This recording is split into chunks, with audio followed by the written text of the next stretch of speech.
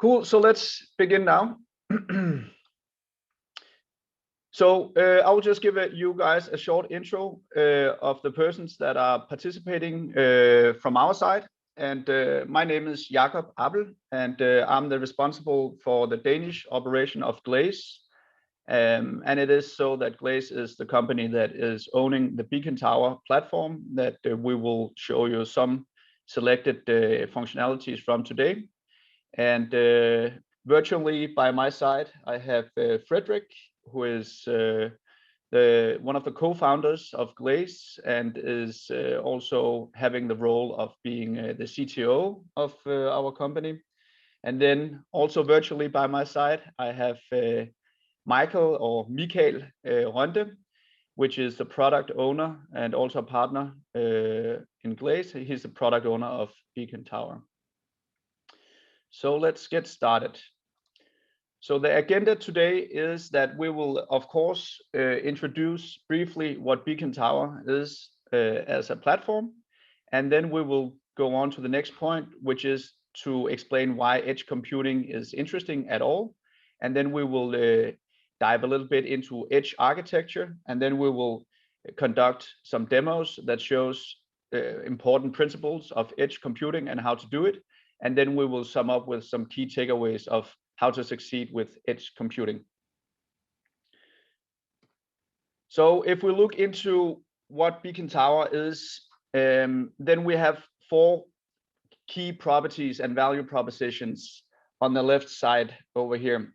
So if we begin with the first one, don't reinvent the wheel. What it talks into is that we have seen a lot of projects and a lot of customers and organizations that try to reinvent an IoT platform and invent it themselves. And we don't believe it's a smart idea to spend a lot of money and a lot of risk and a lot of time on developing a platform that takes care of the simple task of handling streaming IoT data and putting structure on them and putting them forward in order to make analytics projects and other IT systems able to fetch these data. Because it is a process after you have structured the data that you actually enrich the data and where you get the most value out of it and where you can apply your business and domain knowledge. So what we say here is maybe don't focus on doing your own IoT data streaming platform, just as you don't make your own CRM system today. And then that is where Beacon Tower comes in. We have made a platform that is highly flexible and scalable to do that. And the way we do it is that we enable our customers to control their future, because what we have seen during the last 4 or 5 years is that many organizations wish to develop their own IoT platform in order to own their own future. And of course, that part of it makes a lot of sense. And the way that we have targeted that requirement is that Beacon Tower is deployed at our customers' Azure environments. So that means that for each customer, they have their own instance of Beacon Tower. And that means that we can integrate it, we can customize it completely after the requirements of each customer. So they own their own future, they own the platform, and they own their own data. And that also talks into the next point about being powerful and nimble. That is also something that is very important when you embark on such an IoT journey that many companies and organizations are embarking on. And that is to have a powerful platform that can scale, both in terms of data-wise, of course, but also in terms of business case-wise and line of business-wise and use case-wise, so that you have a flexible platform that can actually grow with your organization. And it also needs to be nimble, because when you do these IoT projects, normally you start out by doing POCs, smaller POCs. So that means you need to have a platform that you can start up with pretty fast and that you can get experiences from. But you also need to have this platform when you move forward. And that's also something that we have seen that previously many organizations that embarked on this IoT journey, they started to make their own platform, and then they started with the POC. And when they get over the POC and start to look at the whole enterprise and what requirements they have, then have to ditch the POC. And we would like organizations to be as effective as possible. And that's why we believe that if you can use the same platform that you have used to your POCs, then that is more cost effective and more effective for the whole organization actually. And the next point about general properties of Beacon Tower is that we give implementation flexibility to our customers.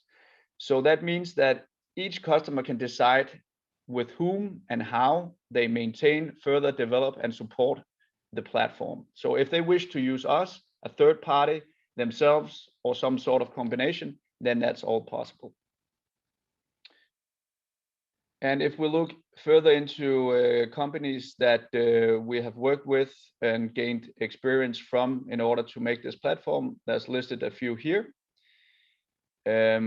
And we will move forward into why edge computing is interesting at all. So one general scenario where edge computing is used a lot is in what we call smart production. And the smart production scenario is not necessarily a scenario where we produce physical products. It might be that it's a utility company that produces power or it delivers water or something else like that. But the definition is more broad in the terms of it goes into describing that in a smart production scenario, the organization has some sort of ecosystem already existing on site that you need to tap into and in a secure way get data out of this scenario. And the typical systems that we see are, of course, SCADA systems, historians, MES systems, and all sorts of other systems that we can connect to typically via OPC UA. But sometimes it's not possible, and sometimes we have to connect directly to PLCs and directly connect to all sorts of industrial field buses. And we do so by introducing an edge gateway. And that is, of course, a way to have one single point of entry to the internet, and also one single point of entry to the local OT system, I should probably call it. And by doing so, we only have one point that we need to make sure is 100% secure, and we can collect all the data on that device, and then we can decide how to send the data forward. And that is, of course, something that we will delve a lot more into.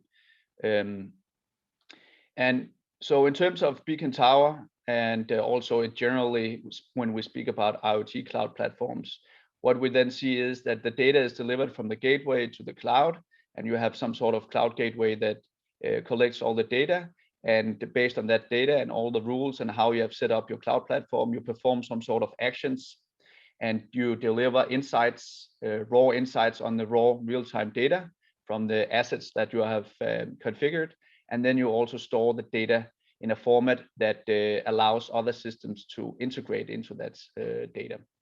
And that's exactly what Beacon Tower does. And in that way, it allows for analytics projects to tap into those data in a secure and authenticated way, because the system is, as I said, running in our customers' Azure environment. So it is easier to integrate to internal systems. And you can integrate to all sorts of enterprise IT systems, CRM systems, line of business, ERP, and etc. And you can also make your own user interface if you would like that. We have supplied Beacon Tower with a user interface, but we're using our own APIs. So if our customers wish to, it's possible to totally change that with their own, and they can make an app, or we can help them make an app, or whatever way they want to present the data. It's all possible. So that introduces the main scenario. And so if we look into the different use cases of edge computing, so we have tried to prioritize them in a way that is prioritized typically by other companies of how they move forward. So they usually start with the edge computing in order to consolidate their asset and sensor data. And what that gives them is an overview of their assets, and that makes it possible for them in a modern IT infrastructure to do analytics and integrations for optimizations. So it basically translates the OT domain into IT terms, and uses the modern possibilities of a cloud platform. And sometimes they move on to do pre-processing on the edge. So that means that we can do analytics based on event processing from the data that is arriving at the edge gateway. And that makes it, of course, possible to do near real-time actions and reduce cloud storage and reduce communication costs. And another thing is also that when you do edge computing these days with the cloud, it's possible to enrich the model and the algorithm that is being executed locally on the edge. And I will actually show you an example of a company that uses exactly this mechanism. And the last one is that if you have a powerful enough edge, and if you have enough data and you have enough knowledge, then you can actually perform also the algorithm enrichment on the edge, and of course synchronizing it with the cloud as well. But if we look into this example from a Danish company called Lithium Balance, what they do is they supply battery management systems to control the batteries of the lithium batteries, and the batteries are used at different sites. It can be harbors, it can be buildings, and they get the power from all sorts of different sources, and they need to find out how they should use the data, how they should use the power from these different sources, and how they should either sell it to the grid or store it on the battery, or actually just supply it directly to the consumers of the battery.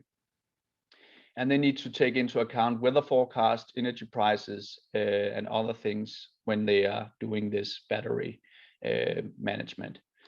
So if we look at this quite busy slide, I must admit, we have here the battery, and we have an inverter that is controlling whether the battery is being saving energy or is delivering energy, and they have a site controller, and the site controller is actually the device that is controlling the battery and is running the Azure IoT Edge framework that we will also introduce to you later on. So what it actually does is it gets an algorithm for each hour that takes into account the next 24 hours of what the weather is going to be, what the prices are going to be, and what the utility companies in general are going to deliver of power. And then they can see, okay, so we have this consumption of energy in our local place, and we have this delivery of power from the windmills and solar panels based on the weather forecasts. Then we can decide on the edge, on that specific edge, because then they have all sorts of battery installations installed worldwide that takes the local weather forecast and the local prices into account from the cloud and delivers a local model that is then controlling the local battery. And then they can completely adapt to that local level by having this edge computing functionality that is being generated in the cloud, but is being executed on the edge. So that is a very a good example on how edge computing is being used out there in the industry these days. And with that being said, I will now pass the word to Frederick, which will go into more detail of the technical stuff. Yes. So when we know why we want to do edge computing, we need really to do, how do we do edge computing? And of course we need an IoT edge device in some way. The red box in the screen here is a nice IoT edge box. IoT edge runs either Windows or Linux. Linux is preferred. It is the priority one operating system for IoT edge. And together with the host operating system, we also run the edge companion services, which is the runtime, the edge runtime. And the edge runtime is a container-based system. And containers are, as perhaps we know, everyone, isolation of programs and its dependencies. So by using containers, we can isolate each program running as a container with its dependencies, which means that we make the containers not trample on each dependencies. Previously, when we ran programs, we could have programs competing with with its dependencies and writing them over. IoT Edge runs on two types of containers, what we can call native modules and standard containers. And native modules are better integrated into IoT Edge. They provide functionality like module twin, which is sending properties up and down, secure cloud to device communication, device to cloud priority messaging, meaning that we can send priority messages in several levels of priority, and transparent offline support. All great things that makes it easy to do edge computing. Standard containers, in comparison, well, they are a container running a program. If they provide a REST API, we can utilize this REST API on the local device. We can, of course, expose this local web interface to the local network as well. We will not be able to communicate with the cloud through a standard container, which brings the question, why should we use standard containers?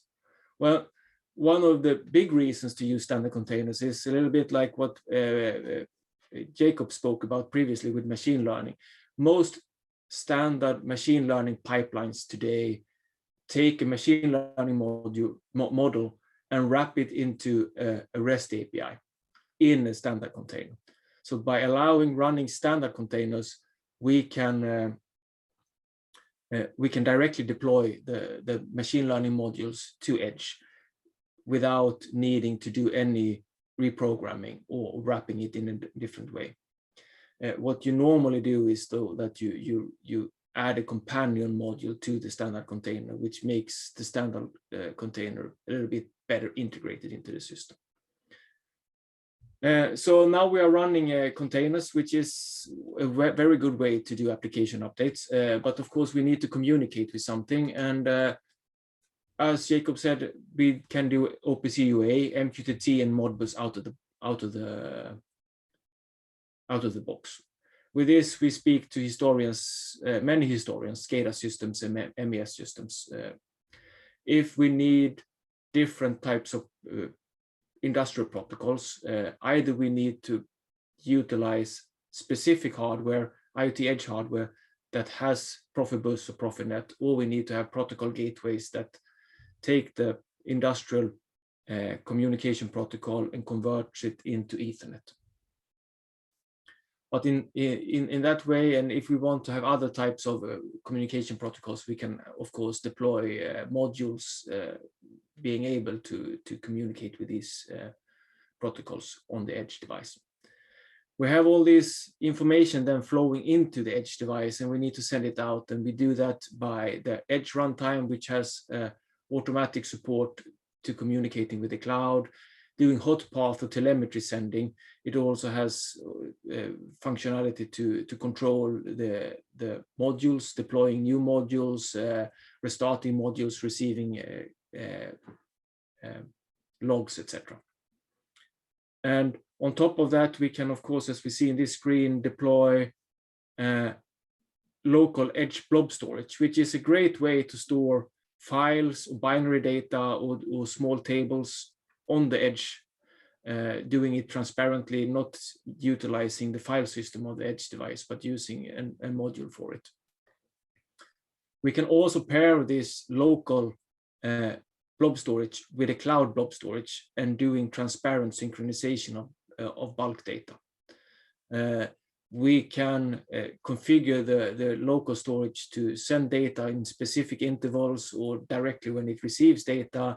We can also configure it to directly delete data from the local storage when it has successfully been transferred to the cloud, making the storage on the local platform or the edge platform not building up. this type of bulk data uploading is many times used in vision, where you want to send big images, because that is not really preferable to do on the hot path. Images where, for example, on quality inspection that has failed, or images that predicts correct, perhaps, but with a low predictivity. We will see this system in action later on. But to support all this type of data, we of course need to have a cloud architecture on Beacon Tower that supports this. And to the right, we see that we have different types of devices, both edge devices, normal IoT devices, or different types of integration services that can send data to Beacon Tower. And Beacon Tower is a microservice platform, making sure that it stays small and nimble, and where we can deploy the specific services needed for each client. We furthermore make sure that these services, the microservices, are built upon Azure PaaS services, platform as a service components, which gives Beacon Tower their inherent support for scalability, and we don't need to update them. I mean, all that updating functionality is handled by Microsoft. On top of the normal services, we have also built an asset service, which is the big screen, blue screen in the middle, which is a specific system linking assets, as we call it. It can be physical parts or logical devices that we link into hierarchies and to structure the data, which is a really important thing, especially when you do machine learning, to have it correctly structured and with the correct units, for example. But with that said, I will have Michael showing the UI that runs on top of the Beacon Tower architecture. Thank you, Frederick. So just to put a bit more context in what you will see later, we're just going to do a very quick view of the UI. So first, a bit about how that's built up. So Beacon Tower is mainly a framework of backend components. So you can, in some cases, you run this only through backend, and you actually use other things to interact with it. For example, you have other analytics tools which consume the data, or you simply make use of the same APIs we build this UI with, and you build another one, like might be more customized, it might be built into an existing system, or you might need like an more app-based approach, and you want to have more flexibility there. But of course, we still our UI can still be used for anything. So it's usually this decision depending on where you want to what the specific needs are. So just a bit about to link what Frederick just said. So we structure data in like, as you see here, nodes and in these asset hierarchies. So this is an example of a node tree for a factory setup with different lines. You can have any amount of these node trees for different, depending on how you want to view your assets, but also how you want to, I mean, if you might have different parts of the organization that might want to view them differently. All our assets or devices that send data in are based on digital twin model files. So they are defined. So any asset sending data in is already predefined, so we know what the data is. So what you see here is a view built only on that model file, so it's fully dynamic. And while you can customize this to specific things, this means that everything is directly viewable as soon as you just define how the asset works. We have very quickly, we have a couple of other ways to view data in here. Either if you don't want to watch these specifically, there is dashboarding in here where you can customize dashboards. We have also working with basic chart functionality, of course, where you can combine and look at different data at different time intervals, or you can make use of the time series Insights Explorer, which is built in the solution as we're using the time series Insights database for telemetry data. I think that concludes the overall bit. We of course we have added functionality in like alarms and such things that's needed for the core functionality also. And I think with that I can give it back to you, Frederick. Okay, thank you. So let's go back and see how to succeed with Edge. There are of course a lot of things that you need to think about. We have summarized what we feel are, at least we believe it is the most important points, or at least on the top list of important things that you need to think about when you want to do edge computing. And that is, of course, choose your hardware. You need to simplify provisioning. You need to remote control your devices correctly, or remote control them. You need to be able to do stable updating, monitor the right things, and structure and normalize your data. And we will use a demo case to highlight a few of these points later on in this presentation. It is a simple vision demo case where we can classify oranges, apples, and bananas, and we will use that to discuss a little bit about monitoring and updating. But when it comes to hardware, well, you need to know your basic business requirements for when you're choosing hardware. You need to think about connectivity, peripherals, and performance when you choose your hardware. And when we speak about connectivity, well, you need to think about, should you have standard local Ethernet or 4G? Standard Ethernet is, of course, the cheapest and the most stable and has the lowest latency connectivity protocol if you have a good local network setup. If you own your local network, then it is perfectly fine. If you are placing edge gateways into customers' locations where you don't have control over the local network, then 4G is many times the better way. And when it comes to 4G, you can count on starting around 1 to 2 euros per device per month, sending up around 1 kilobyte of data, which is plenty. It is probably hundreds of signals every minute sending up data for. So it is not just a small part. It actually suffices for many use cases. You also can be sure that if you have 4G, you can use it for redundancy. So you might actually need both. Or if you need to have static IP addresses, which is very common in many OT networks, you can utilize the 4G network to have power on connectivity to your edge device, where you, by using the 4G, can directly connect to the system, setting it up in the customer location, and then having it as a redundancy protocol.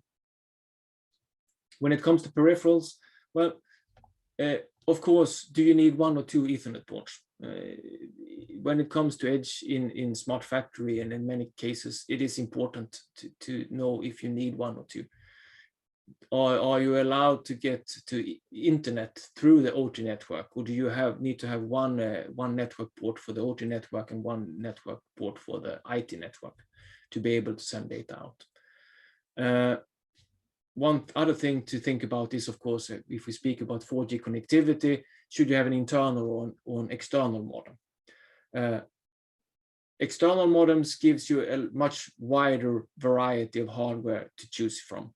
But internal modems are cheaper, and you can, of course, verify that everything works out of the box when you do provisioning, and not risk that things break when you deliver it. On top of that, you need to have discussions regarding if you need specific hardware ports or protocols? Do you need analog devices in, digital devices in, inputs and outputs? Or do you need to connect to Profinet or Profibus, and you don't want to have external protocol gateways? Then the device, of course, needs that as well. You can add upon UPS if you want to have that, if you have uninterrupted power supply, for example. And the final point you really need to think about is performance. The minimal requirements are 1 gigahertz for CPU frequency and 1 gigabyte of RAM. This is what is stated as the minimal requirements. It suffices for doing connectivity cases, where you run, I mean, hundreds of telemetry points, sending and receiving data from the OT network, from the shop floor up to the cloud. You have plenty of CPU and RAM for that. But if you want to do any type of compute, you need to think about what type of compute do you want to do, and think about performances around that, because it is not really the base platform that gives you the requirements. It is the compute. If you want to run vision or advanced vision with high update frequencies, I mean, that takes the performance through the roof. You probably also need to have GPUs or FPGAs running. Or if you want to do a lot of processing, doing aggregations and computing, then you need to have that. So a lot of CPU power. So know your direct business cases for the edge, and also what do you want to do in the future. You can, of course, go with a connectivity edge gateway and then add a different compute on that one. When you have chosen your hardware, you need to think about how to simplify provisioning. And with provisioning, we really mean here, how do you go from a manufactured device to sending data into the cloud? And we think about it in not in 3 steps, but 3 points to think about is the manufacturing, onboarding into cloud, and first connection. Manufacturing is actually not really part of the provisioning, but if you have a lot of devices, you want the provisioning to happen in the manufacturing step so that the devices are ready for first connection when they go into the storage location. If you have fewer devices, tens or hundreds of devices, it is perfectly fine to have a standard device from a manufacturer, or perhaps just have a customized OS. And on top of that, you will do the provisioning steps instead, which means the final setup of the operating system, changing users, tweaking access rights, deploy unique files and configurations for that specific device. Could be certificates that are needed to make the device unique, for example. Register the device in the Azure Device Provisioning Service or the IoT Hub, but we recommend the Azure Device Provisioning Service. And you can also, if you want, optionally create the logical asset in the cloud already in the provisioning device, but it is in many times when you have fewer devices common to create the device when it actually are connecting for the first time. And Michael will show a simple case where we will do a first connection creation of the device. Yeah, so we will actually just as a way through this demo, we will very quickly just set up the device that Fredrik will use. So this device that is at his office is already pre-set up in with the shared keys. So the only thing we need to do is actually set it up as an asset in Beacon Tower. We need to select the model, as the model defines what this actually device does. and we connect it to with an ID. Here the ID is the same thing, but the ID is actually what connects this into the device that's pre-registered into the Azure IT Hub. And we create it, and it's already should be already up and sending data like this. Frederick? Great, thank you. So now I have a device to continue with then. And when you have done the onboarding of the device, you most probably need to configure it. And as we say, remote control correctly is important for doing Edge, how to succeed with Edge. And remote control here means configuring the device, configuring the program on the device, and also being able to access the device remotely. So configuring the device remotely, it can be as easy as hard coding parameters into an Edge module and deploy a new version. It is a crude way to do remote control, but it is perfectly fine to do, even though it is not very much used. A more used version is to apply startup parameters for a specific module, and this is of course a way to remote control or configure a device or a module that are used in many types of situations, but need specific keys, URLs, or perhaps specific parameters that are not changed during the life cycle of the device, but are configured when you set up the device.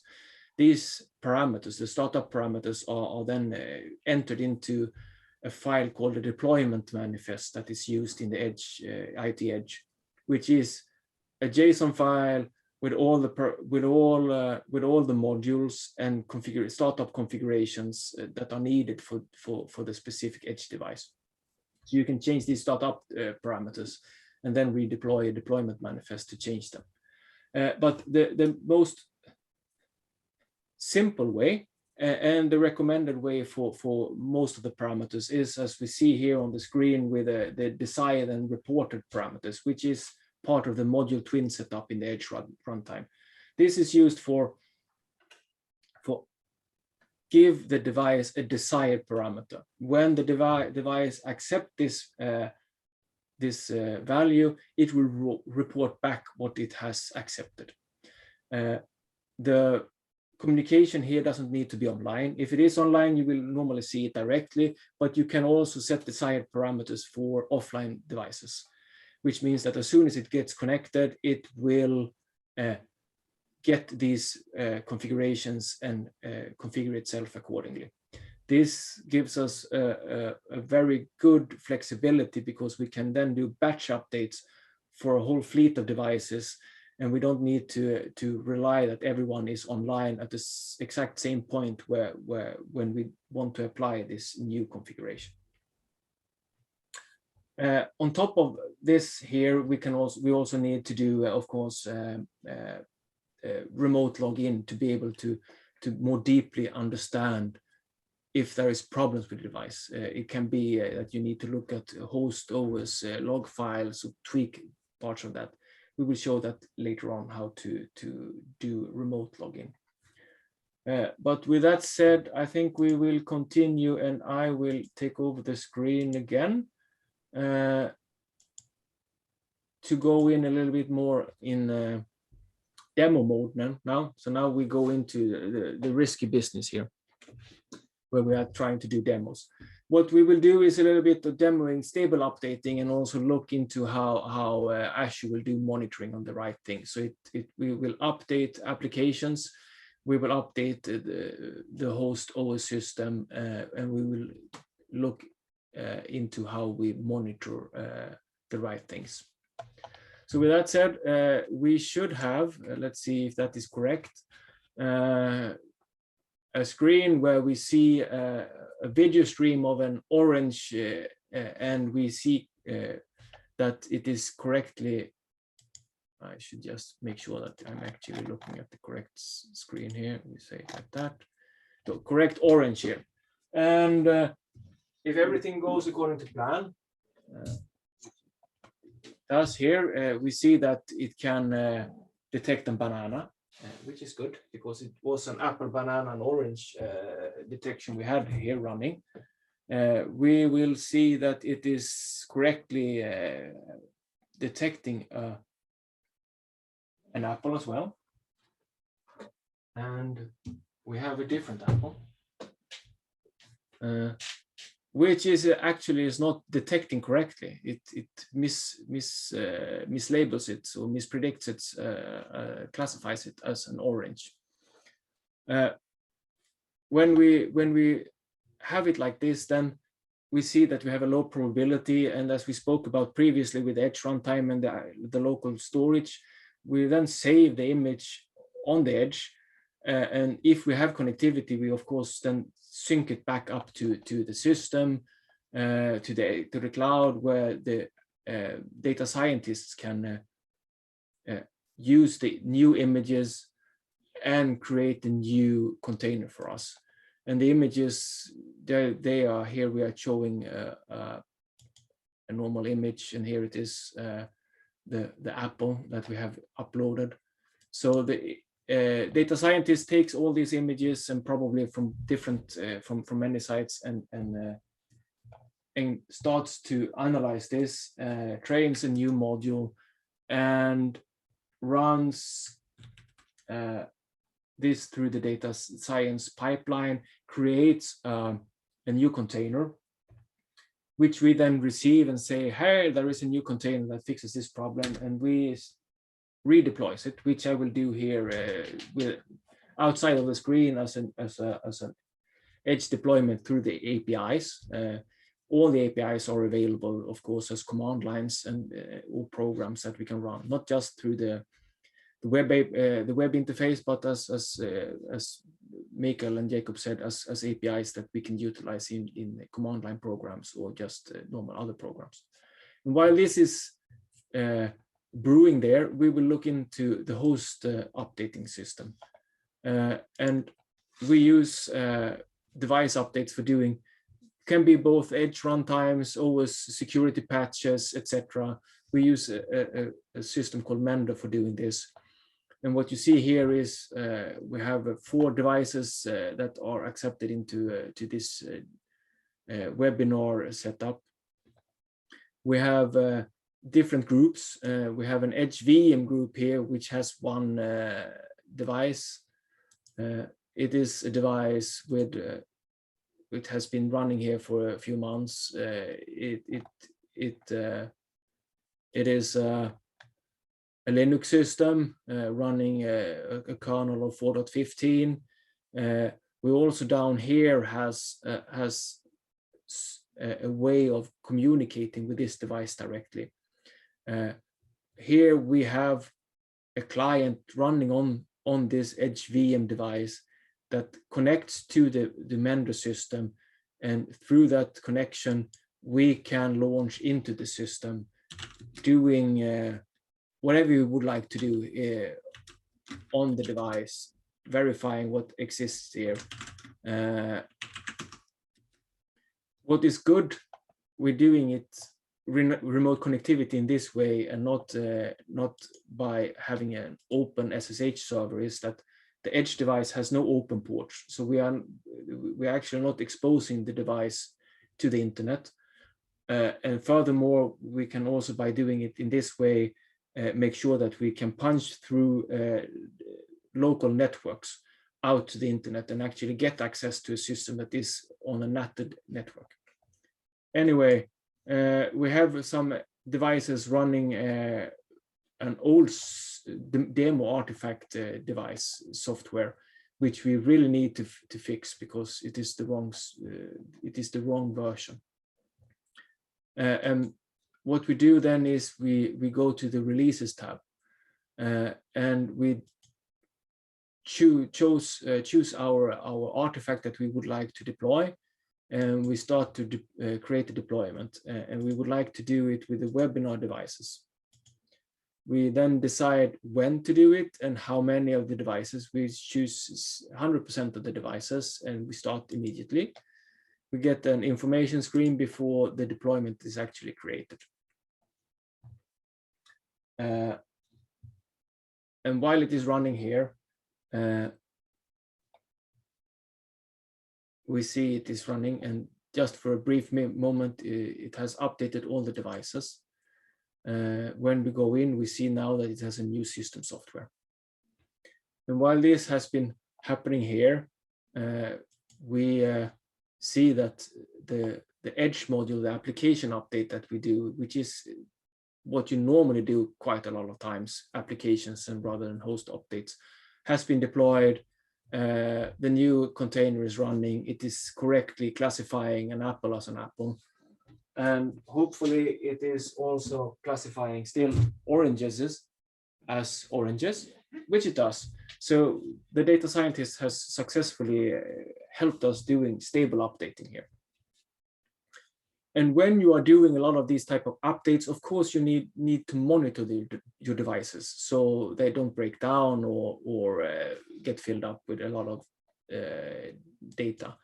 And to do that, we use Azure Monitor and a special Edge module running on the Edge device, collecting all the data and sending it up to the cloud. And what we use here, and what I clicked on here, is what is called the fleet view. And here we see that we have 3 devices running. We see when they last reported. They normally report roughly every 5 minutes, send a lot of data up. In this view here, we can see we have the OPC UA as unhealthy, which is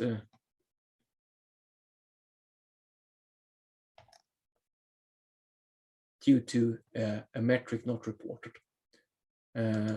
We can also look at this Sense4 device that we have been speaking about here previously. We see that it is roughly sending some 300,000 messages internally every 4 hours. If we want to understand more directly how these messages are set up or sent, we can go into the detail metrics, where we come in here and we see that we are sending 40 messages a minute, roughly, between our camera capture and the decision module, and also sending a lot of data up to the cloud with the SenseHat decision and camera capture modules for sending data up there. So we can look at the messaging here. We can also see what type of modules we have on the system. We see that we actually are running 10 modules here on this device. And we can furthermore look into the host system and see available disk space and CPU utilization and memory utilization. All the parameters which are sent up here can be used for doing monitoring. And the important thing here is not to use all data points and be very aggressive with them, because then you get a avalanche of alarms. So monitoring the right things is not just monitoring the right parameters, it is also monitoring with the correct limits, so you actually get problems and not false problems. With that said, Michael, I think we speed up a little bit and jump into the structure and normalized data. Sure. Yeah, so let me take over sharing here again. So that was pretty much going through the demo case from a computer vision point of view, which managed a lot of the different, main edge capabilities that you need. One that we haven't talked that much about, though, which is still a good idea to mention, because it doesn't really come into play in vision cases, is the need to structure normalized data. And sorry, like there. So what this is about is when you actually gather data from your edge devices, while in some cases, for example, if you use it for your own products, you probably have a good understanding of, they report it in a certain schema and you have full control of that.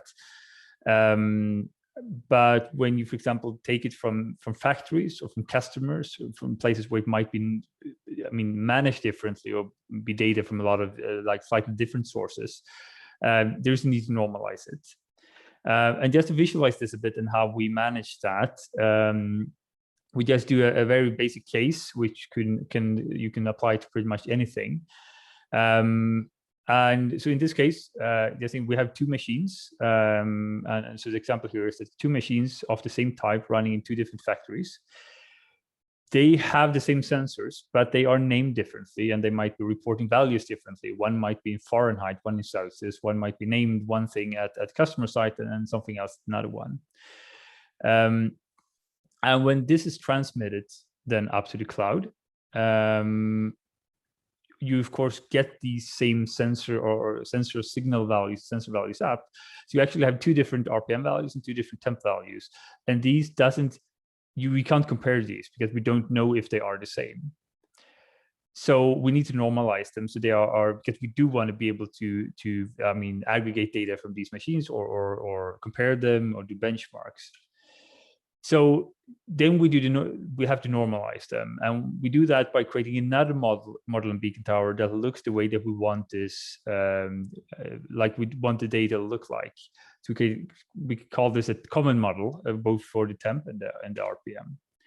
And then what we do is that we do if necessary, we do transforms and conversions. So it could be a name transform, like from temperature to temp or whatever that is, or from a specific ID to something else.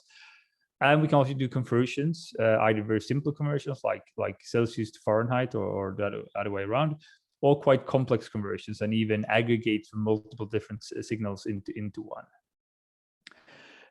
So this gives us like the bottom level of data here. So we have the common model. This, if you have your own products, this probably is not needed because you know what data they send in, and they always send in the same things depending on the case a bit. What you probably still need to do is structuring your data, because if you have at the moment right now, these values are like just on a flat level, and if you have thousands, well, it's enough with tens or hundreds. It's too much to really get a view of. So the next part is there where we can structure it in different ways. One way is to use these node trees, which very quickly showed before, which is like a way to organize assets in different nodes, like for customers or different ways. But you can also organize assets in asset hierarchies. And for example, this case here, what we actually don't want to see is we don't want to see these values that's coming from the gateways, because the gateways might send thousands of signals through the gateway. And that doesn't really interest us. We want to see the representation of what they actually measure. So we create you could say a virtual asset which doesn't have any values of itself, but we base that asset on these values, and then we create these machines that represent actual machines out in the field. We can do that in any amount of levels. We can then create lines by applying this machine and other machines from that place, and we can then create factories the same way. So by this, we can normalize all the data so it's comparable. We can set up the structure so it actually looks like how we want to view it. And then we would in the end also use the node trees, for example, to organize these factories under one customer and then other in under another customer, or geographical or whatever way you want to organize it.